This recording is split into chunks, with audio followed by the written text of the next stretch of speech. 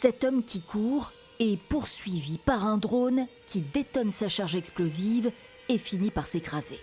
La scène a tout d'une chasse à l'homme. Image de la police de Kherson dans le sud de l'Ukraine, authentifiée par l'agence Reuters. Terrifiant, raconte la victime, qui se présente comme un vendeur de légumes.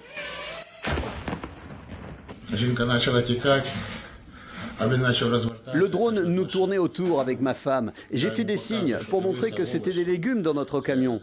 Je n'avais rien à cacher. Mais il avançait vers moi.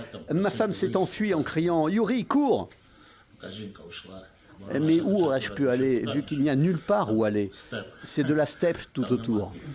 Des blessures par éclat, un tympan affecté et une commotion cérébrale, ajoute ce chirurgien. Heureusement, toutes les plaies ne sont pas profondes et pour l'instant, son pronostic vital n'est pas engagé. L'homme s'en sort plutôt bien vu le danger que représentent ces drones tueurs sur le champ de bataille. Il cible aussi désormais des civils.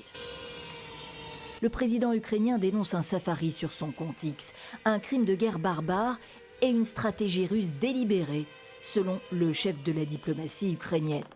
Mais les Russes font également état d'attaques de civils au drone, notamment dans la région frontalière de Belgorod, et ce week-end en Crimée annexée sur une plage, officiellement plusieurs morts dont des enfants. Kiev, comme Moscou, démente viser des civils dans cette guerre de plus de 4 ans.